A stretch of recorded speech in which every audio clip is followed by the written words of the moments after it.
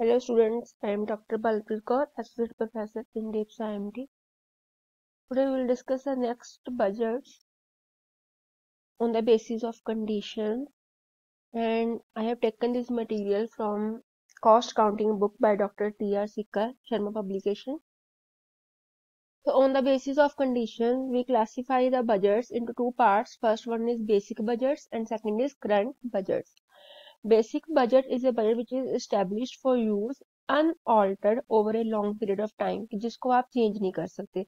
और जो current budget है which is established for use over a short period. Current budget means कि आपने जो अब टाइम चल रहा है आप उस शॉर्ट पीरियड के लिए अपना जो बजट है वो प्रिपेयर करते हो.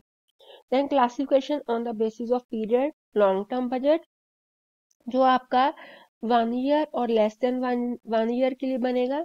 ठीक है, उसके बाद जो आपका ये बजट है जो आपके डे टू डे एक्टिविटीज उनके लिए बनते हैं. और जो लॉन्ग टर्म बजट है वो आपका हो जाएगा लॉन्गर देन ए ईयर. तो इसमें आप लॉन्ग टर्म में क्या करते हैं? The long term budgets normally help in business forecasting and future planning.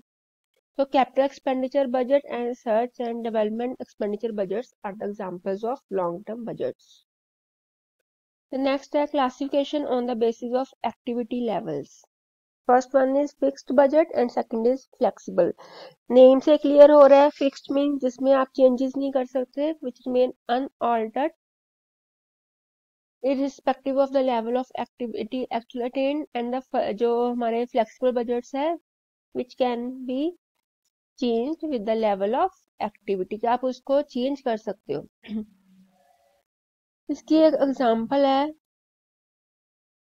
देखो वो कह रहे थे expenses budgeted for production of 10,000 units in a factory are furnished below. Material कितना यूज हुआ है? 70 rupees per unit. Labour, variable overheads, fixed overheads, variable expenses, selling expenses, distribution expenses, administration expenses और total cost per unit. तो जैसे हमने cost sheet की थी कि हमने पहले प्राइम कॉस्ट अपनी कैलकुलेट करनी होती है. Prime cost means direct material, direct labour and direct expenses, right. तो ऐसे हम इसको स्टार्ट करते हैं क्वेश्चन को.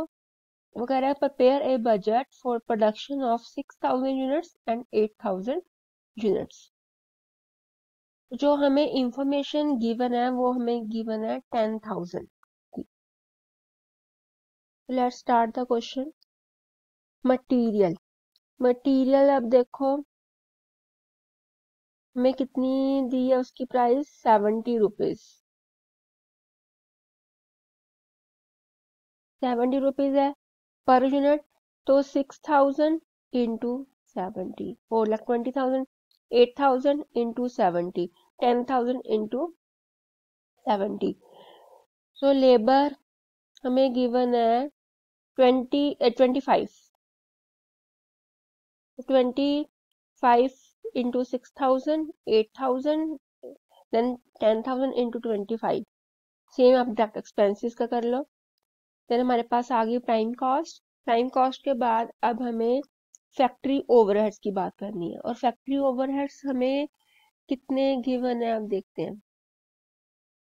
Fixed overheads rupees 1 lakh. Variable expenses, direct selling expenses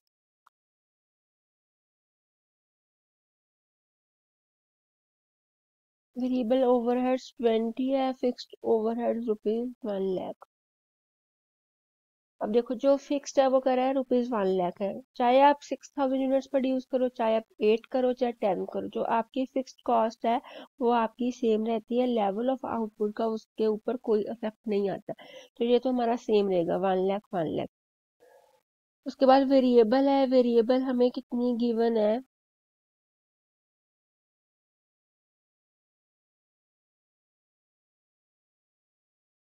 20.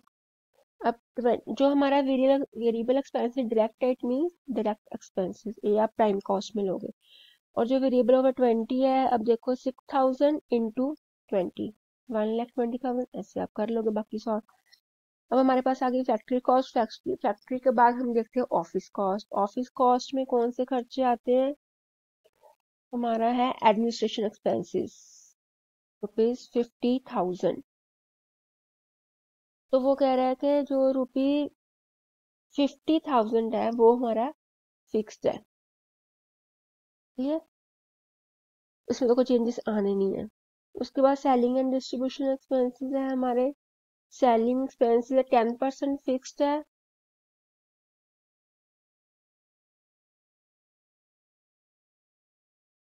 तो अब हमने कैसे करना है, 10% फिक्स, इसको देखो अब सॉल्व करो।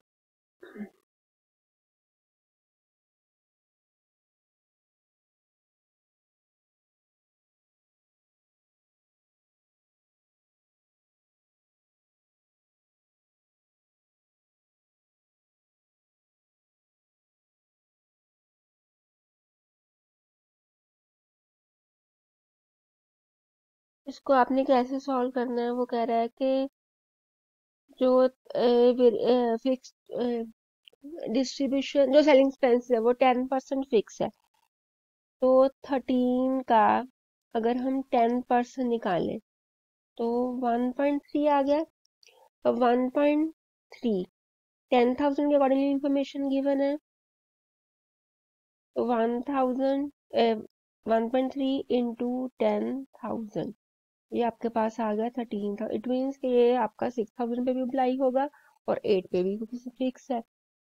देन उसके बाद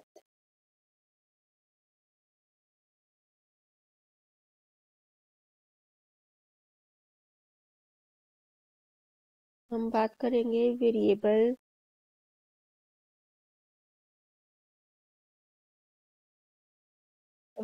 एक्सपेंसेस में हमें फिर कैलकुलेशंस करनी पड़ेंगी।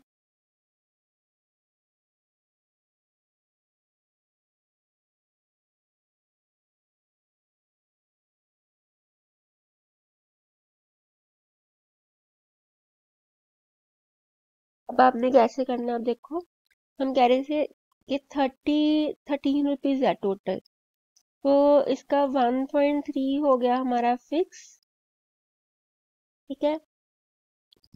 तो जो बाकी है, बाकी हमारा आप देखो 13 रुपीज का जो 10% है फिक्स, इट मीन्स जो 90% है वो हमारा हो गया वेरिएबल। तो 11.7 हमारा हो गया वेरिएबल। तो 11.7 इंटू 6,000, 11.7 इंटू 8,000, 11.7 इंटू ये हो गया। आप ऐसे भी निकाल सकते हो, 30 का 10% फिक्स, 13 का 90% वेरिएबल। अगर जैसे 13 में से अगर 1.3 फिक्स है तो इट मीन्स आप ऐसे भी कर सकते हो, 13 माइनस 1.3, 11.7 वेरिएबल। उसके बाद डिस्ट्रीब्यूशन का भी हम ऐसे ही सॉल्व करेंगे। डिस्ट्रीब्यूशन एक्सपेंसेस है हमारे 20% फिक्स, 7 का 20% फिक्स है और इट मीन्स 80% वेरिएबल। उसके बाद हमारे पास आ जाएगी टोटल कॉस्ट। अब कॉस्ट पर यूनिट कैसे निकालोगे, total cost divided by budgeted output. तो आपका क्वेश्चन सॉल्व हो गया।